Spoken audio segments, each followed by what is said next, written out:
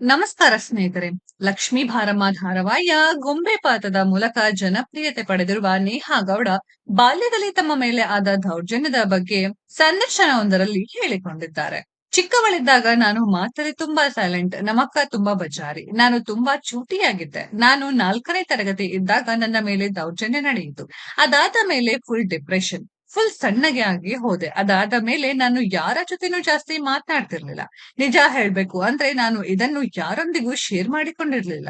ನಾನು ನನ್ನ ಅಮ್ಮನ ಜೊತೆ ಹೇಳಿಕೊಂಡಿದ್ದೆ. ಎಷ್ಟೋ ವರ್ಷಗಳು ಆದ ಮೇಲೆ ನಾನು ಇದನ್ನು ಯಾರ ಹತ್ತಿರವೂ ಹೇಳಿಕೊಳ್ಳಬಾರದು. ಹೇಳಿಕೊಂಡರೆ ನನ್ನನ್ನು ನೋಡುವ ರೀತಿ ಬದಲಾಗುತ್ತದೆ ಅಂತ ಅಂದುಕೊಂಡು ಯಾರ ಹತ್ತಿರವೂ ಹೇಳಿರ್ಲಿಲ್ಲ. ಅಮ್ಮನು ಇವಳ್ಯಾಕೆ ಇಷ್ಟು ಡಲ್ ಆಗಿರ್ತಾಳೆ ಅಂದುಕೊಳ್ತಿದ್ರು.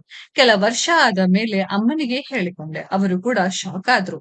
ಅಮ್ಮ ಹೋಗಿ ಅಪ್ಪಂಗೆ ಹೇಳಿದರು. ಆ ಸಮಯದಲ್ಲಿ ಅಪ್ಪ ಆ ಪರಿಸ್ಥಿತಿಯನ್ನ ನಿರ್ವಹಿಸಿದ ರೀತಿ ಚೆನ್ನಾಗಿತ್ತು. ಅದಾದ ಮೇಲೆ ಮತ್ತೆ ಕಮ್ ಬ್ಯಾಕ್ ಆದೆ. ಬಾಲ್ಯದಲ್ಲಿ ನಾನು ಅಮ್ಮನ ಜೊತೆ ತುಂಬಾ ಕ್ಲೋಸ್. ನನಗೆ ಅವರು ಇರಲೇಬೇಕು.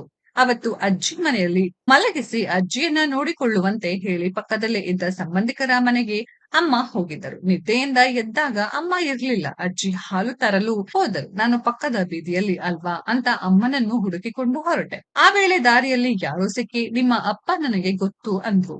ಅಪ್ಪ ವಾಚ್ ರಿಪೇರಿಗೆ ಕೊಟ್ಟಿದ್ದಾರೆ. ಅದು ರೆಡಿ ಆಗಿದೆ. ಅದನ್ನು ತೆಗೆದುಕೊಂಡು ಹೋಗು ಅಂತ ಹೇಳಿ ಕರೆದುಕೊಂಡು ಹೋದರು. ಮೊದಲು ನಾನು ಅಪ್ಪ ಹೇಗೆ ಗೊತ್ತು ಅಂತ ಪ್ರಶ್ನೆ ಮಾಡಿದೆ. ಆಮೇಲೆ ಅಪ್ಪನ ಹೆಸರು ಹೇಳುತ್ತಿದ್ದಂತೆ ಅವರ ಜೊತೆ ಹೊರಟೆ. ಇದೆಲ್ಲ ನಡೆದಿದ್ದು ಚಿಕ್ಕಪೇಟೆಯಲ್ಲಿ. ಅವರು ನನಗೆ ಯಾವುದೋ ಬಿಲ್ಡಿಂಗ್ ಒಳಗೆ ಕರೆದುಕೊಂಡು ಹೋದರು. ಬಳಿಕ ಅಸಭ್ಯವಾಗಿ ವರ್ತಿಸತೊಡಗಿದರು. ಆಗ ನನಗೆ ಟೆನ್ಷನ್ ಆಯ್ತು. ಜೋರಾಗಿ ಅಳಲು ಶುರು ಮಾಡಿದೆ. ಒಂದು ಬಾರಿಸಿದ. ನೀನು ಅತ್ತರೆ ಕೊಂದೇ ಬಿಡುತ್ತೇನೆ ಎಂದು ಚಾಕು ತೆಗೆದ. ಅದನ್ನು ನೋಡಿ ಸುಮ್ಮನಾಗಿದ್ದೆ. ಕೊನೆಯಲ್ಲಿ ಯಾರೋ ಒಬ್ಬರು ಮಗು ಕರೆದುಕೊಂಡು ಅಲ್ಲಿಗೆ ಬಂದರು. ಅವರನ್ನು ನೋಡಿ ಜೋರಾಗಿ ಅಳಲು ಶುರು ಮಾಡಿದೆ. ಕೊನೆಗೆ ಅಲ್ಲಿಂದ ತಪ್ಪಿಸಿಕೊಂಡು ಬಂದೆ. ಅಲ್ಲಿ ಒಬ್ಬರು ಹಾಸಿಗೆ ಅಂಗಡಿಯವರು ನನ್ನ ರಕ್ಷಣೆ ಮಾಡಿದರು ಎಂದು ನೇಹಾ ಗೌಡ ಹೇಳಿಕೊಂಡಿದ್ದಾರೆ.